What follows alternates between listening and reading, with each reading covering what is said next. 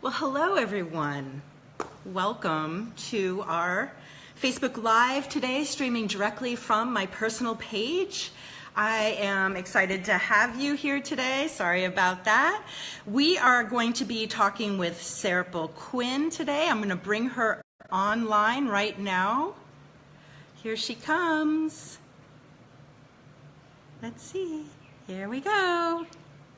Approve. Raphael, it's so nice to see you today. That's been a long time. Hello, Hi, Lynn. Serpil. Welcome, welcome, welcome. Hello, and hi the tribe, the Lynn tribe. Hello. Oh, so good to have you here. So everyone, this is Serpil Quinn. She's an amazing intimacy and relationship coach based in London. She works with women who are tired of attracting the wrong relationship and helps them find their heart's desire with the men they will love for life. Wow. Wow, wow, Amen. wow. Where have you been? I've needed you. Right.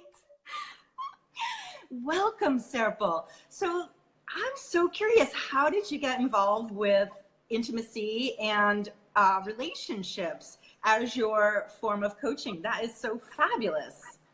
Right. Yeah, it's been a long and windy road. I basically fell into a practice called orgasmic meditation, which is a very interesting meditation practice. It's the sexuality wellness practice. And started a pursuit of this practice for, in a very deep way. And that's really opened up all of the work, my work that I needed to do around desire, my conditioning, relationships. And, that was really the channel for me to kind of enter this world. So, yeah, it's been quite a rich journey of discovery, shall we say. Wonderful. Gosh, it's like, I think that journey into relationships and into intimacy, it's a journey that we all really want to be successful at, but so many of us I think there's so many hidden fears and just experiences that maybe weren't so positive in our life that keep us holding back and afraid to really be our authentic selves in relationship. And so I'd love to know why it is that you feel that intimacy is so important to desire in building relationship, if that made sense. Yeah, it's really interesting. I mean, totally what you're saying. It's like nobody really gives you a guidebook for how to do intimacy. For most people, the model of how a relationship is done is how we saw our parents or the grown-ups in our lives doing it. So it comes with its code that we kind of need to decipher. We need to kind of crack the code a little bit. Intimacy and desire are two very rich and interesting topics. And really, I guess I want to say the first thing about intimacy is it's very hard to have intimacy with anyone else when you don't have that intimacy with yourself. So to the extent that we can be intimate and honest and real with ourselves is really sets us up to then be able to have any capacity to share intimacy with other people. And desire, it doesn't get more real and honest and intimate than desire, because a lot of people, I don't know about you, but when I was in my 20s and 30s, I didn't have a clue what I wanted. Like, you want it all, You want it all. You want it all, but you don't know what you want. So, it's taken a lot of work to really know how this creature within me moves and feels and what she desires. And that brings a whole labyrinth of world to discover and get intimate with. Yeah. Does that make sense? It absolutely does, because on my own journey, I can absolutely say that it's taken a long time for me to find my own authentic voice and my own authentic purpose and why I'm really here in the world, at least in this very moment. And I agree with you that in my 20s and 30s, it was wanting it all, wanting the perfect marriage, wanting the house, wanting all of those things, that desire for the relationship to be whole and good. And within that struggle, I know that I didn't have the tools necessary to speak my authentic truth to my husband. And many of the people watching today will know my husband. He is an amazing man, and I feel so incredibly blessed that we're still good friends. But I think back to our relationship, and I really wish that I had more of the tools that I have now in knowing the authenticity, knowing my own levels of intimacy, and being able to express it, you know, authentically without the fear of judgment and being afraid of what other people are going to think of me, because I desire, you know, that awesome relationship. And it's more about, it's not as perfect as it might look, I guess, in my own story. Yeah, absolutely. Absolutely. You know, the way that I work with desire in my training is really using it as fuel. You know, it's really, you know, I used to be the woman that the men in my life would be like, I was that woman that nothing you could do could please me. Oh, okay. You know, so I was the fixer woman. I wanted to fix you. Oh, I was an awesome fixer too, don't you worry. But like, I'm just saying, I'm just really, you know, I had no way of, I wouldn't express desire or communicate it. I would complain. So it's a real, I mean, I've got a little bit in store for you later around it, so I don't want to give away too much. But yeah, women, we don't, unless we kind of do some of our work, we don't really have, we don't live with desire. We live with what we don't have, and we live with complaints. So and it's really lack, are you saying that we're actually living with a sense of lack instead of a sense of abundance? Yes, absolutely. You know, we are experts at putting our attention on the exact areas of our lives that's going to catalyst, you know, those areas into, they're not going to change us into the trajectory of where we want to go. They're going to continue us into the groove of dissatisfaction or numbing or just sort of settling. So yeah, those are the pitfalls.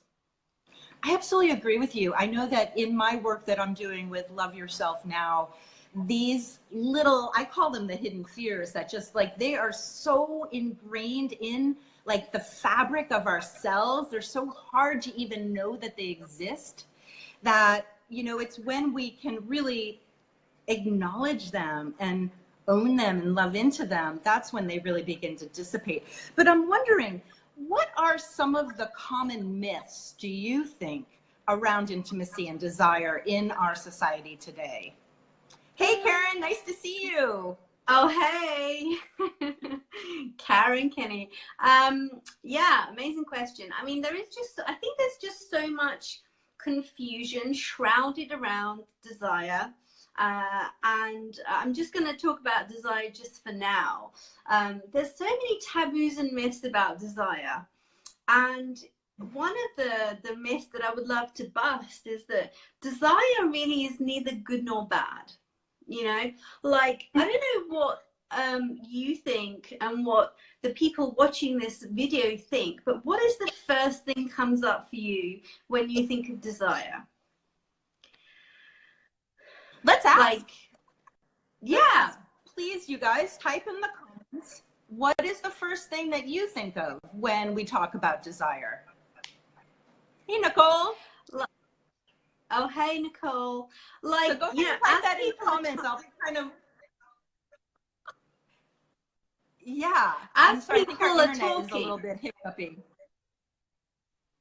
Yeah, there's a little lag. So post your comments in the comments, and then I'm going to be quiet and let Serpil talk for a minute. Yeah, I can't wait to see what people have to say. Just as you're all typing your comments, you know, I come from a yoga background. I was, you know, a yoga teacher before I was a coach. And when I first started this work, when I thought of desire, the first thing I thought was, you know, the Buddhist principle that desire is the root of all suffering. You know, I was predisposed to think of desire as a bad thing. And I was very kind of anti. It was, to me, it was all about detachment and raising my vibration. So that was some of the judgment that I came to this work. Oh, Nicole wow. says that desire is God communicating through me. That's beautiful. Hello, Louisa. Hey, Louisa. Yeah, well, Nicole is clearly down with desire, so love that. Louisa, what comes to your mind when you think of desire? Like, you know, the most normal judgments, sort of your everyday judgments of it. So that's what I'd love to hear a bit more of if you're watching. Yeah. But I'll keep talking. I'll keep talking. So it really is neither good nor bad. It's just like feelings. So desire is in essence energy, and it's neither a good thing or a bad thing. I love that. Desire is just energy. It's not good or bad. Rocket fuel. It can be rocket fuel. Why is that? Yes. Why do you call it rocket fuel? Hi, Carla. Well, when you're really... I have to define exactly what I want, is what Louisa says. Lovely. Very nice. Thanks, Louisa. Yeah, I mean, when you manage to tune in to real desire, it's incredibly powerful. Like, think of a time in your life where you've really, really wanted something. Like, you've wanted it so bad that it's made you feel sick, like queasy, and you've half been terrified and half been excited, but it has literally just shaken your being because you want something so bad. It is like rocket fuel. You know, it gives you the power to really go for that thing that you want. So that's why I call it rocket fuel. I love what you say there about, you know, that really deep desire makes us feel both excited and sick at the same time. Because I can remember a few times in my life when I was so excited about something, and especially in relationship, right? Like those first dates, it's like you're so excited, but you're sick to your stomach. It's all those butterflies and everything just kind of moving around inside of you. But that's one example that comes to mind. I can think of others too. I can remember even just my first day of college being so incredibly excited about the desire to go to this one particular school and waking up in the morning and throwing up. Right. Perfect. Yeah. I mean, I'll just, that gives me a great segue into like the next taboo about desire that I really want to bust for you guys, is that true desire is really, really uncomfortable. You know, like truly the weight of holding a desire is uncomfortable. It is both terrifying, it is both exhilarating and exciting, but it isn't like some it's meant to be uncomfortable. It is uncomfortable. Wow. What do you think about that, Lynn? I don't think that we really get that. I don't think that we get that. I think that a lot of times it's just, you know, and I know we're going to segue to this later, but it's about that material feeling. Oh, I just want it. I desire it. And And I've never really thought about it from that place of it being so incredibly potent and pulling all of our heartstrings at one time into like a huge knot, it almost sounds like.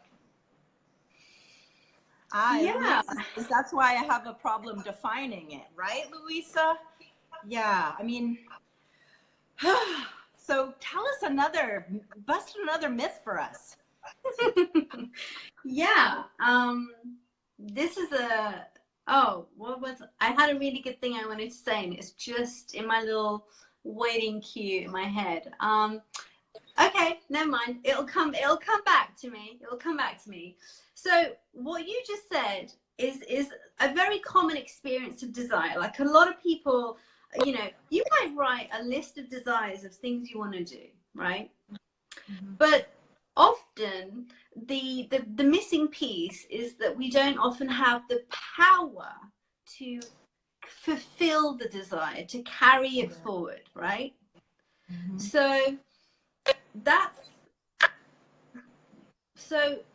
the reason for that is that a lot of the time we haven't really done the real work to excavate our desires. So, you know, a lot of us go for what I call compensatory desire. So, for example, we are often not in the pursuit of our desires. We think we know what we want, but we're often we're often cheating ourselves out of what we really want. So I'll give you an example. You know, it's like wanting intimacy with your partner, for example. Like, say I really want to be held. Like, I want some kind of physical intimacy with someone, my partner, right? But instead I have a cheeseburger. Instead I have chocolate cake. Because holding the weight of really wanting that thing that you want, and actually being in the space of holding it where you might not get it, is really horrible. Like, it's very painful, uncomfortable, unpleasant experience. So often we don't even let ourselves truly feel how much we want something, and we settle by giving ourselves these compensatory desires that kind of, like, you know, gives you something, but it isn't the real thing. That's a big deal. That feels good, right? Yeah, that is a really big deal. And do you find that people actually tamp down their desire because of this unfulfilled, because it's not fulfilled, that it's like, oh, well, I haven't done the work to really excavate my desire. I don't really know it intimately and authentically, but I think I want this, this, and this. These things are not being fulfilled. So if I just get rid of desire, if I don't have any desire, I'll be safe and I'll be happier. Is that something that comes up, do you think? I mean, it's like in the pit of my stomach right now as I say that to you.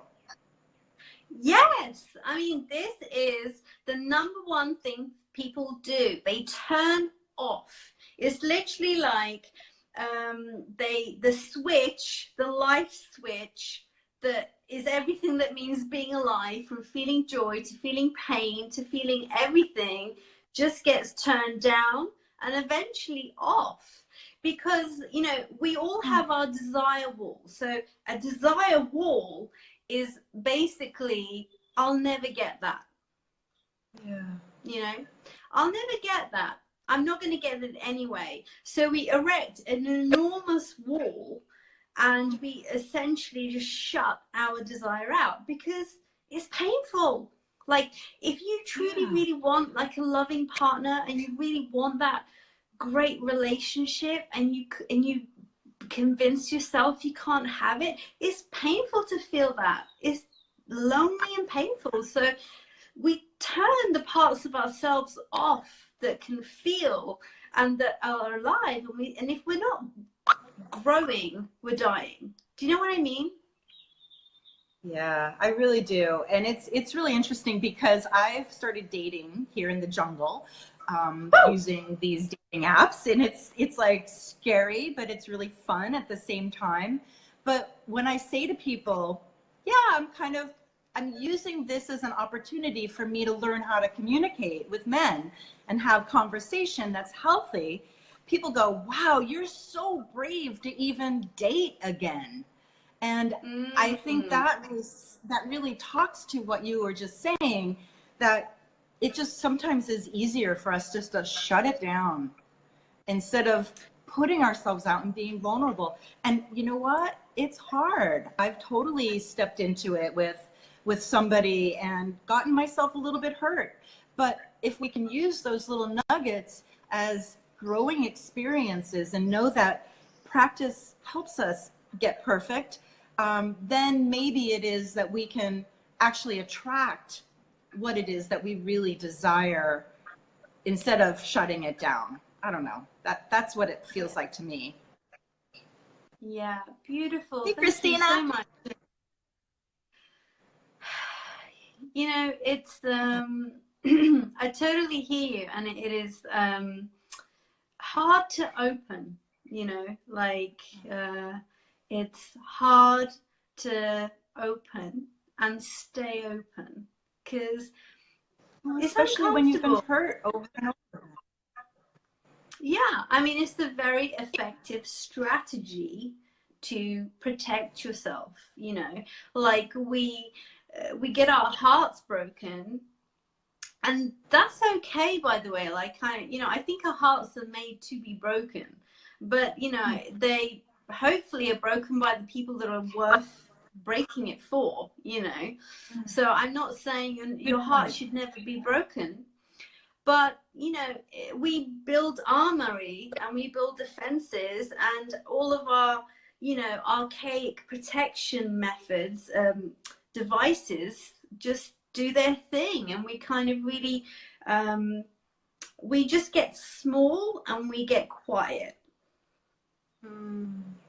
So Yeah. this work is brave work, people. Like, I just want to put this out there.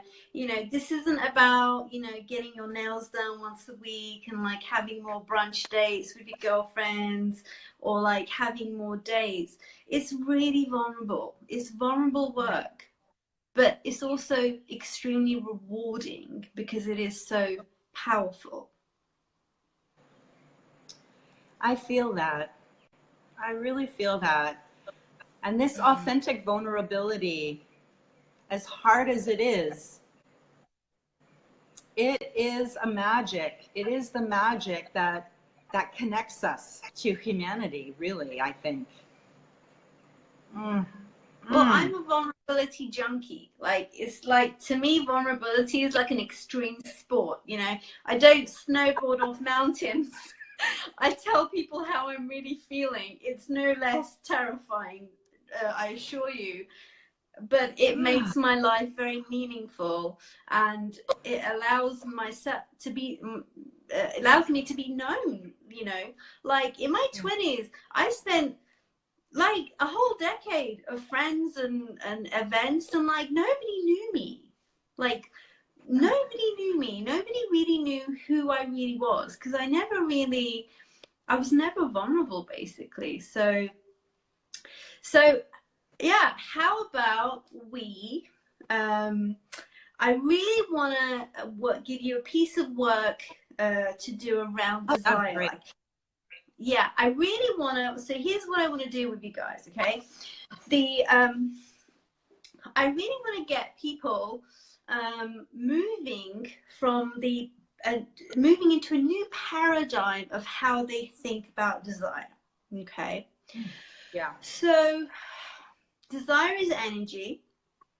Desire will make your skin glow and your heart beat and make everything feel vibrant, and you will know you're alive. And you need to do a little bit of work to switch up some of the ways that we've been thinking about desire. So does that sound good, Lynn? Oh, I love this. Yes, I love it when we get Okay. to do live exercises together. Yay. Let's do it. So, what I want to say, what I want to start with is most people attach desire to an outcome. Okay. And they also attach desire to a very material attainment, you know, of an outcome. So for example, a desire of mine might be to go to Bali. Okay. I want to go to Bali, and that's gonna be expensive, and you know, can I go to Bali? Like, will I be able to get time off work? Can I, you know, there's all the accompanying reasons the logical reasons of why going to Bali may or may not happen for me. Does that make sense? Absolutely. So in terms of how I'm relating to my desire to go to Bali, I'm really attaching it to an outcome, and I'm relating to it from a very logical standpoint of like, can I really go? Can I really afford it? Can I really get the time off? Da da da da, right? That's a shame, because there is a lot of energy here. There's a lot of energy. So like, if you actually just let yourself feel how much you want to go to Bali, like, and actually just, instead of like logicking it out or shutting it down or just really doing some kind of accountant exercise with it, what I want you to shift your gaze to is, how will it make you feel to have that desire fulfilled? So for example, I want to go to Bali, and my brain is doing its thing, trying to decide whether this is something that I should allow to come through, to exist. But when I shift my attention to how I might feel, it's a completely different experience. So I want to go to Bali because I want to feel relaxed. I want to feel close to nature. I want to have more time to myself. I want to experience beautiful things. I want to feel really grounded in my body, right? So I don't know if you can feel the difference between saying I want to go to Bali and being in that place of, can I, you know, being in that place of logic and rationality. And if you can feel the shift in how much more energy there is in actually acknowledging how you want to feel. Because then you're free. You have liberated yourself from the outcome of going to Bali, because what you actually desire is to be more relaxed, more grounded, and be surrounded by nature. Like, that's actually the thing, my real desire. Got it. So I can feel that. Yeah, like, we're missing out on so much energy, chi, prana, kundalini, like whatever you want to call it, because we're just shutting all these things and signals and impulses and you know, energetic things in our system down.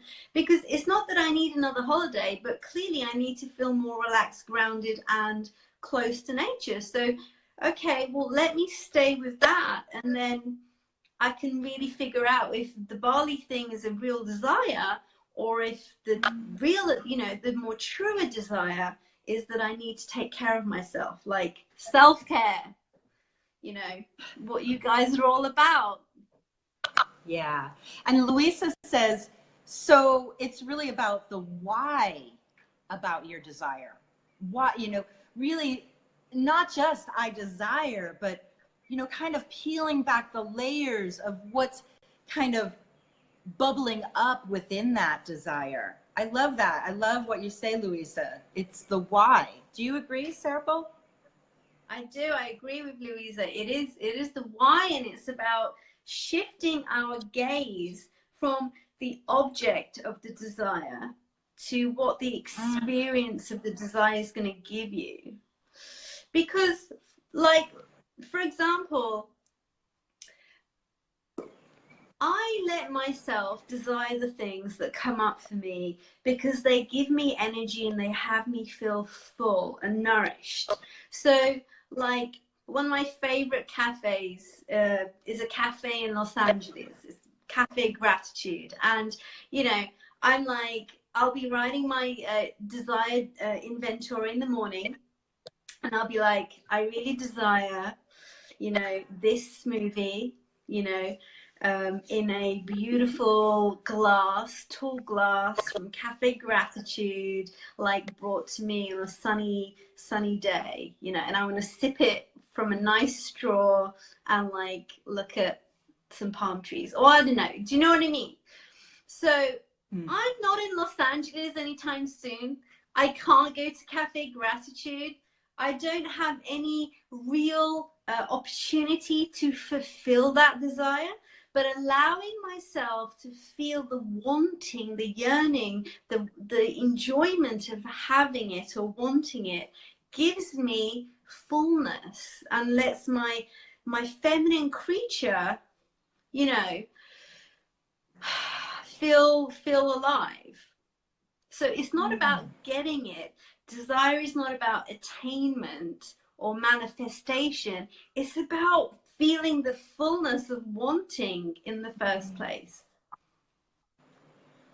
Wow. So are you saying that just pulling in that feeling is really giving it that feeling of desire, not the actual end goal of getting it, is what's giving us the rocket fuel? Yes, that's exactly what I'm saying. So don't concentrate on what you think you want. Focus on how it's going to have you feel and allow the energy of that to infuse your being. And then that will make you, you know, a far more alive, full, nourished, attractive, powerful being in the pursuit of desire. Would you also say that when we can really drop into the feeling and let go of the outcome, we're really tapping into universal source energy, asking the universe for what it is that we really want, because that feeling is so, it's so magnetic, and so it just, you know, connects with the universe to let that message out to a higher level. And we may not get it in the exact form that we're looking for it, but the more we can feel into it, the more we actually are getting the results that we want, kind of subconsciously, or just not even subconsciously, but just manifesting around us almost like magic. I don't know. I'd love to hear what you think about that. Yeah, I love what you just said and what's coming to you.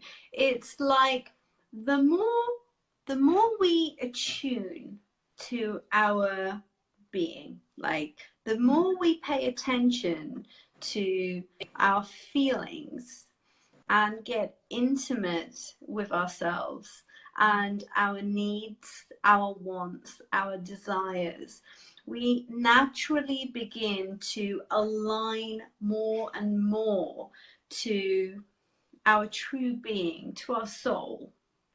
You know, it doesn't really matter what belief system you come with, but essentially you begin to align, and there's less white noise and there's less space. Like your being speeds up because it becomes purer, because there's less things floating around that are unnecessary and not true. And that natural alignment certainly, you know, aligns you to source, you know, aligns you to a universal energy, because there is only really one energy anyway. So I would totally agree well, that's my view on it. The more that we get true and intimate and honoring of ourselves, and more pure in our essence, the more we are protected, guided, and attuned to source and universal energy. And it's like the more energy that we channel and can handle and can honor, it's like we get given more and more of it. Yeah, that's been what I've noticed in my work as well. And I love the fact that you are finding similarities there. So let's take people into this experience. Is there a way that you can set this up so that we can really drop into this experience for like a minute or two?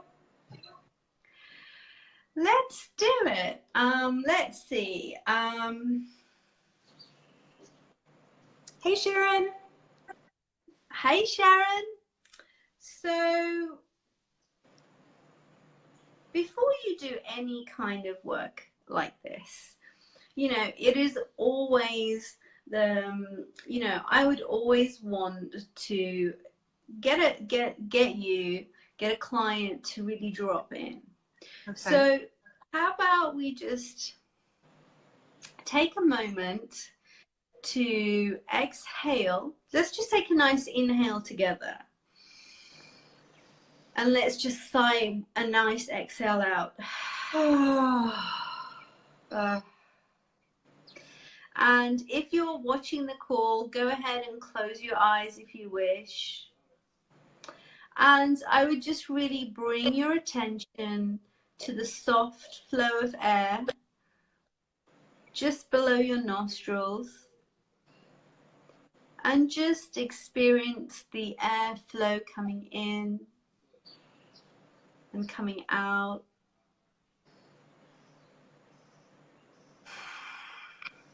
And whilst we're here, I want you just to soften your belly and just drop any tension or any armor around your belly or your hara area.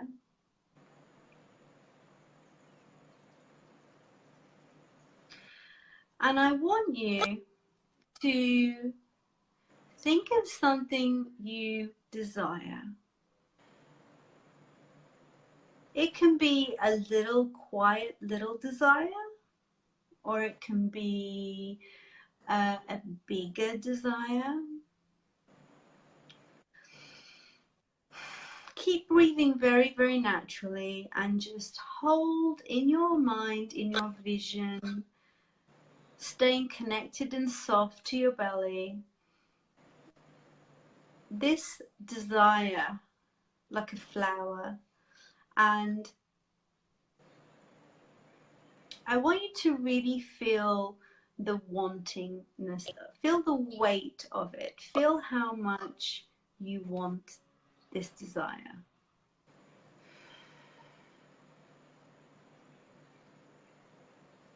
You might get it, you might not, but you want it.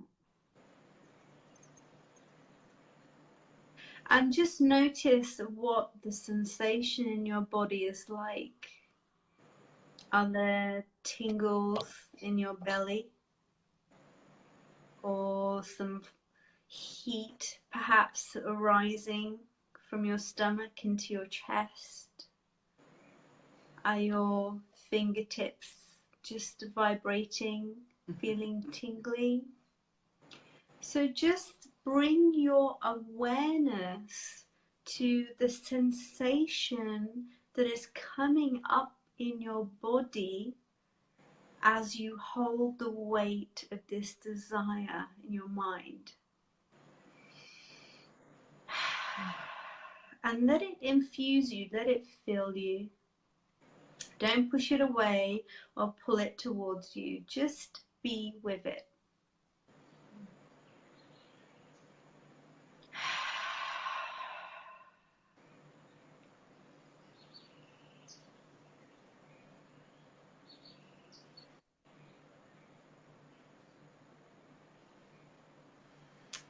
All right.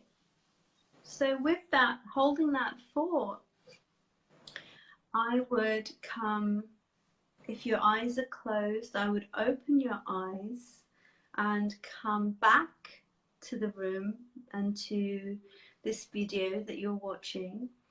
And I would really, Lynn, can you see me? Yep. Great. You're slightly breaking up a little, so I can't see you. But so I would grab a piece of paper and a pen. If you're watching this live, go ahead and just grab a piece of paper and a pen. Or if you're watching this on repeat, just pause this video. And I would write down what I desire is, and write down your desire as specifically as you can. So write down your desire as specifically as you can, and then write because I want to feel, and then write what you notice that you want to feel as a result of this desire. Do that once,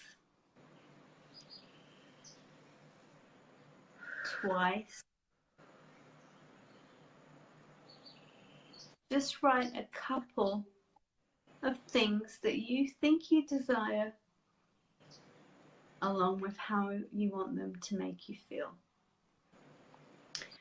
And then once you've done that, just sit back and look at it and get present with what's coming out for you in that moment.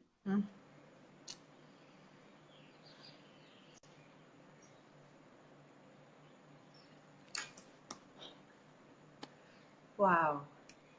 Lynn, I can't see your face, but I know you're there.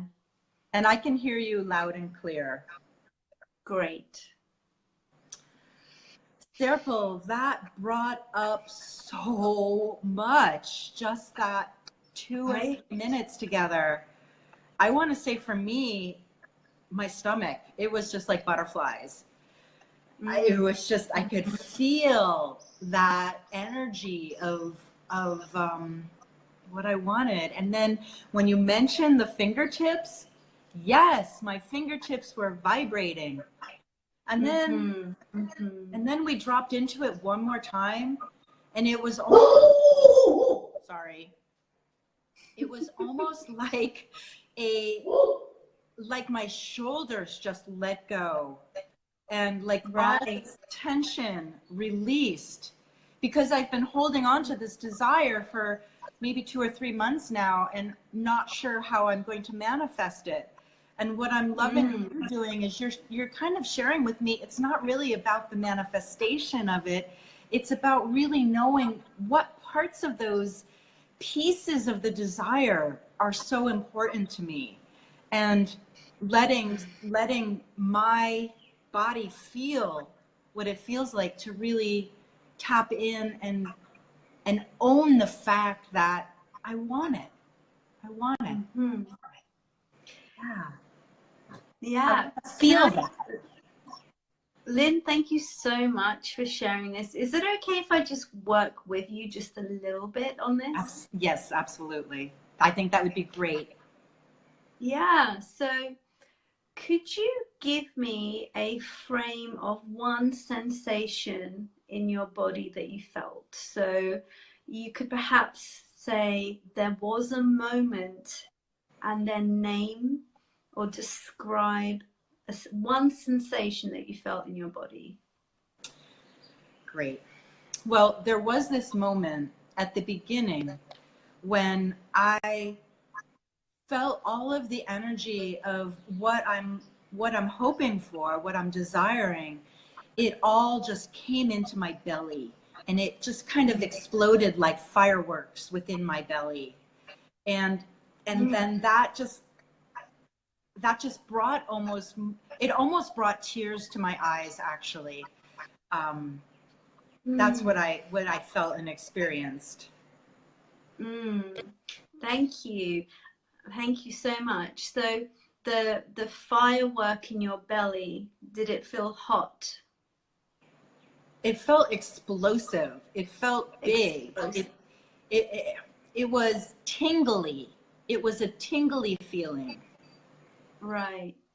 Great. Beautiful. So you could say there was a moment I felt an explosive, tingly, big feeling in my belly.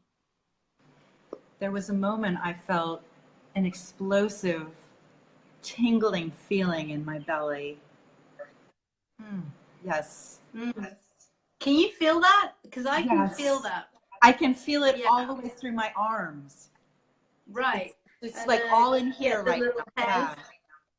Yeah. Absolutely. So beautiful. Such beautiful work, Lynn. Thank you so much for just really demonstrating the power of just dropping in and feeling the weight of our desire is, because how much energy has that given you? I mean, your body is sending you very big signals.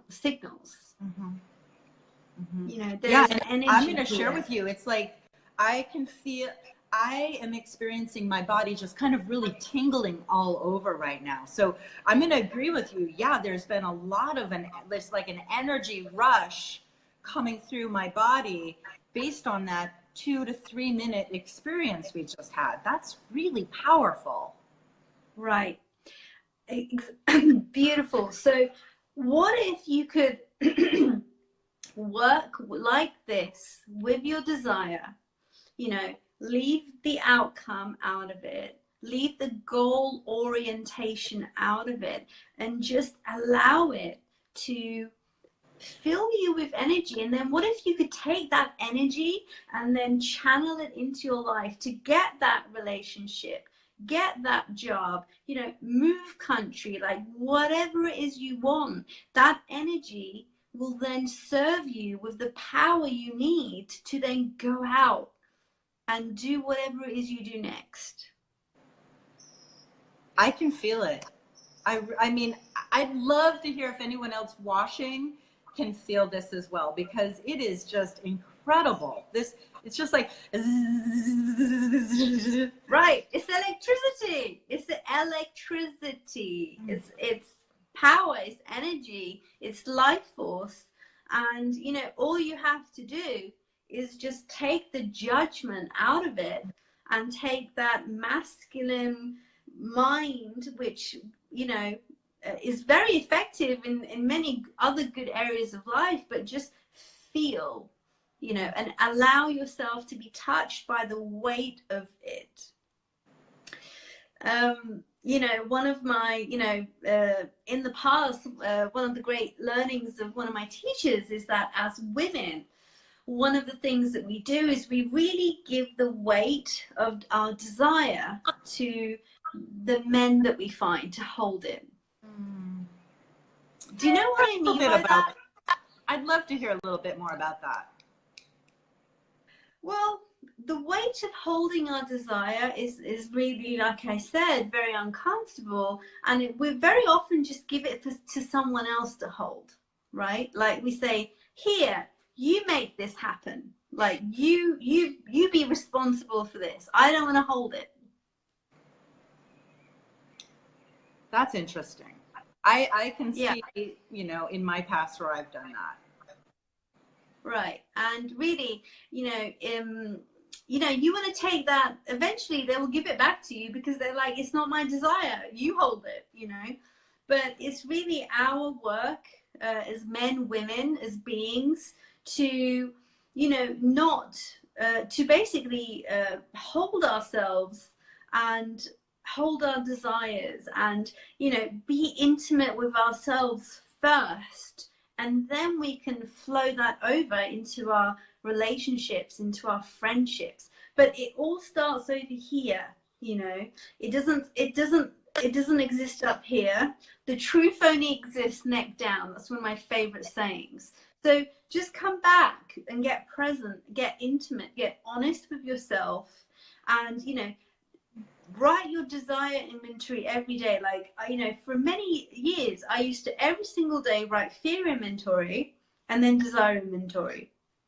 What does that look like? And it looks like writing and it looks like a lot of pieces of paper and a lot of ink and a lot of pens and a lot of hours and a lot of deeply uncomfortable work every single day. But it has blown my life open. Yeah, yeah, right. You gotta be willing to go deep to find the nuggets of gold within us. I just don't believe there's any quick fix anymore. You know, there's no magic pill. It's about us taking responsibility for us. Yeah, for our absolutely. best life. You know, we all want incredible relationships, but not many of us are prepared to first have an incredible relationship with ourselves. You know, that's really the bottom line. This is it. Love yourself now. We have to start here with our foundation. We are our foundation. Your message is gold. Your message is gold, Lynn. That's why I love you and the work you do. I think you're amazing. And, you know, you have to love yourself now. There will never be anyone that can do that job for you, however amazing they are. However amazing they are. That's right. And it feels good when we get that attention from somebody else. But in my work with building that foundation, it does feel pretty amazing when we can own it for us, own it intrinsically and know it and not depend on somebody else to reflect it to us. Huge. Yes. Serpil, we have a few more minutes left. Oh, go ahead, and then I'll ask you my next question. Tell me. Yeah, I was just going to say, if we put someone else in charge of all of the very important things like our self-esteem and our ability to feel good and feel right in our skin, then, you know, we're really investing you know, something in them that is way too much power, and then we're terrified of losing that person because they're going to take everything we ever felt good about with them. And then we kind of feel like stuck because we're like, we can't honor our truth and say the things that we need to say to them because they hold the keys to the kingdom. And, you know, we don't want that. We want a lot more than that for ourselves. I want a lot more than that for my clients. Yeah. Thank you for saying that. I think that's a really important point. You know, we don't want to give the keys to our paradise away to somebody else to make the decisions, to hold the desire. We need to bring it back home. Take the power back. Beautiful. Now, Serpil, what resources or support can you recommend to people who are really wanting to drop into this a little bit more deeply, understand a little bit more about desire and the manifestation of those feelings within? Oh, great question, Lynn. I don't have any free tools that I would love to give you guys, like point you guys in the direction of some free tools. I don't have any at the moment, but I would really encourage everyone to have their very own journal just for desires and to inventory their desires every single day. So make desire part of your daily practice. So yeah, you know, write down 5 desires every single day, or 10 desires, or 3 desires, and, you know, really do that for 30 days. So I don't have anything I can point you to right now, but I would set you a challenge to really try and write your desires every day for 30 days and then see what's coming up for you and see what's changed for you. That would be what I can really suggest right now. You know, I love this because we've all been doing gratitude journals, which are so incredibly powerful. Oh, yeah. It's so beautiful to say, I'm grateful for the green leaves that I see outside. I'm grateful for the rain that's falling. But I can see the power in asking what it is that we desire, because it's like the gratitude, that's so important, to be grateful for whatever it is we have right now. But what a beautiful compliment to that, to really step in and own what we want and desire in our life. I can see how those two could go really well together.